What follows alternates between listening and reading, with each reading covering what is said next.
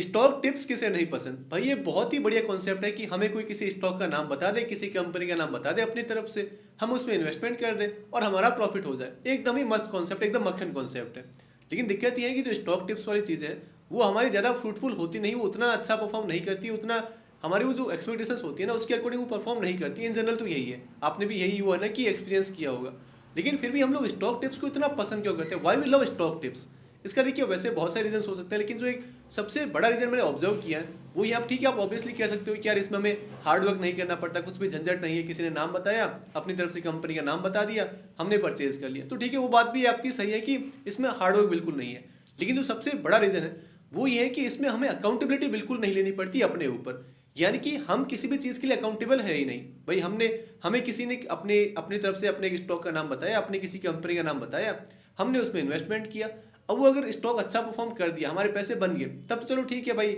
हम वो है ना कि उसे क्रेडिट देंगे या नहीं देंगे वो अलग बात है, लेकिन एटलीस्ट शिकायत कुछ नहीं करेंगे, भाई पैसे बन गए अपने। लेकिन अगर वो स्टॉक प्राइस अच्छा परफॉर्म नहीं किया, जो कि इन जनरल होता भी है, मोस्ट ऑफ द केस में यही होता है कि हमने कहीं से कुछ नाम सुना, स्टॉक टिप्स ली, अब उस बंदे ने क्या पर्पज से बताया था, उसका क्या रीजन था, वो रीजन अब मार्केट में है, उस कंपनी में है भी या नहीं, हम अभी भी बैठे हैं और वो स्टॉक लॉस में आ गया, जो कि नॉर्मली होता रहता है। तो उस केस में हमारे लिए बहुत ईजी होगा किसी और को ब्लेम करना। भाई मुझे तो उस बंदे ने स्टॉक का नाम बता दिया, उसका चार गालियां उसे दे देंगी, भाई उसका भला हो कि उसने ये गलत स्टॉक बता दिया, इसमें मैंने पैसे लगा दिए और मैं तो फंस गया इस स्टॉक में, मुझे लॉस हो गया। यानी कि स्टॉक टिप्स के मामले में हमें अपने ऊपर अकाउंटेबिलिटी लेनी ही नहीं पड़ती। भाई हमारा तो कुछ था ही नहीं, डिसीजन था ही नहीं, हमें किसी और ने अपना स्टॉक का नाम बताया और हमने उसमें बाइंग की है, तो हम कहाँ अकाउंटेबल हुए? ब्लेम तो हम उसको करेंगे। अगर कंपनी ने अच्छा परफॉर्म नहीं किया, स्टॉक ने अच्छा परफॉर्म नहीं किया, हमें लॉस हुआ, हमारा पोर्टफोलियो अंडर परफॉर्म करता रहा, तो हम तो जिंदगी भर चाहे उसे ही गाली देते रहेंगे, भाई वो एक बता गया ये स्टॉक और इतना खराब स्टॉक और इसमें लॉस ही हो रहा है। भाई होता है, अगर आप भी थोड़े बहुत मार्केट में हो रहे हैं, थोड़े एक्टिव हो या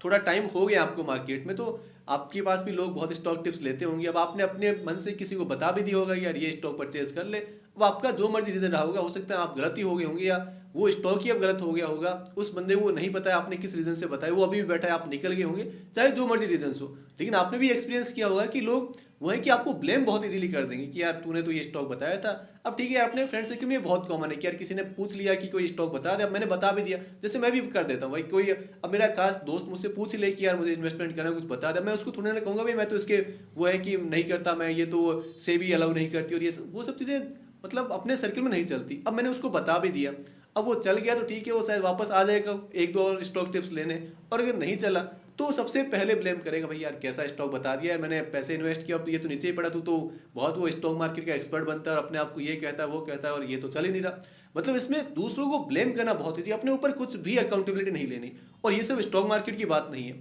अब यार पता नहीं हमारे इंडियन सोसाइटी का, या आप कह दो सब अपना ये वो ना कि बेसिक चीज़ यही है, या फिर अपनी अपब्रिंगिंग ऐसी हुई है कि हम किसी भी चीज़ में अपनी अकाउंटेबिलिटी लेते ही नहीं है। ना सिर्फ हमारी बात कर रहा हूँ मैं, आप चाहे अपने बड़े को देख लो, अपने पेरेंट्स को देख लो, हमारे यहाँ अकाउंटेबिलिटी लेना किसी को पसंद ही नहीं है, हर छोटे छोटे डिसीजन में। अब ठीक है, आप ये कि नहीं कह सकते कि यार बचपन मेरे साथ ये हुआ था, मुझे तो चाइल्डहुड में उस स्कूल में पढ़ा दिया, या ये स्ट्रीम मैंने ले ली, वो ले ली, वो चीज़ अलग है। लेकिन आप एट दी वेरी मोमेंट क्या कर रहे हैं, आपकी जॉब क्या है, आपका बिजनेस क्या है, आपकी लाइफस्टाइल कैसी है, वो तो आपके डिसीजन है भाई, वो चीज़ तो आप खुद ही कर रहे हो ना। लेकिन हम अपने ऊपर अकाउंटेबिलिटी नहीं लेंगे इस चीज़ में भी। यार अगर मेरे पास पैसों की कमी है, मेरी जॉब अच्छी नहीं है, मेरा बिजनेस अच्छा नहीं चल रहा है, तो उसकी वजह से ये हो रहा है। हम कभी ये नहीं कहेंगे भाई मैंने सही से मेहनत नहीं की, मेरे हार्डवर्क में कमी रही, मैंने अच्छे से वो ना कि ट्राई नहीं किया, मैंने चीज़ें अच्छे से प्ले आउट नहीं करी, तो मेरी वजह से ये चीज़ मेरे साथ गलत हो रही है। ये तो बहुत रेयर है भाई, मुझे तो अच्छा पढ़ाया नहीं गया, या फिर मेरा बॉस ही खराब है, मेरी कंपनी खराब है, मुझे तो जॉब ही गलत मिल गई, मैं तो गलत ही फील्ड में आ गया हूँ, या फिर ये है कि मेरी लाइफस्टाइल खराब क्यों है कि यार मेरा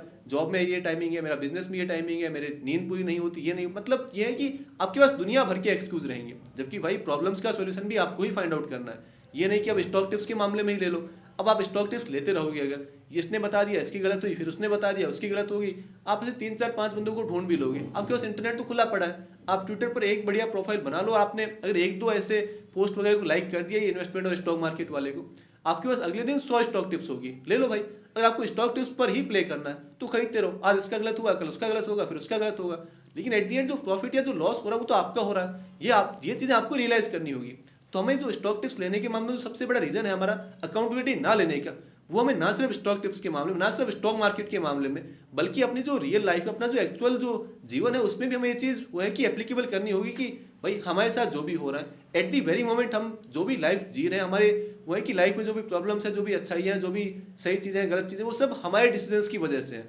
हमें अपने ऊपर अकाउंटेबिलिटी लेनी है भाई। हमें ये बहुत ईजी हम किसी और को ब्लेम कर दें कि यार उसने ये कर दिया, उसने वो कर दिया, भाई बहुत हो गया। आप दूसरों को ब्लेम करते करते इतना बड़ा हो गए, आपका इतना वो है कि पोर्टफोलियो बन गया, आपने इतने लॉसेस भी ले लिए। अगर स्टॉक मार्केट की ही बात करें या इन जनरल बात करें, तो भाई आपने ठीक है 20 25 30 साल निकाल दिए दूसरों को ब्लेम करते करते। अब अपने ऊपर अकाउंटेबिलिटी लेके भी तो देखो ना कि भाई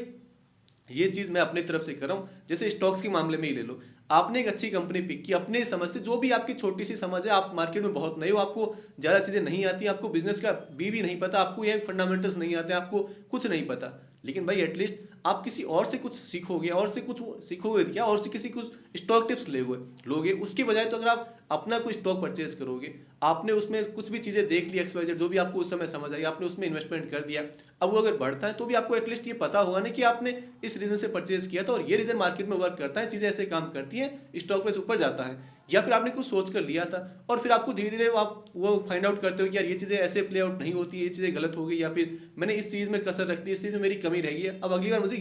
ये वो जो चेकलिस्ट है इसको भी टिक करके रखना है,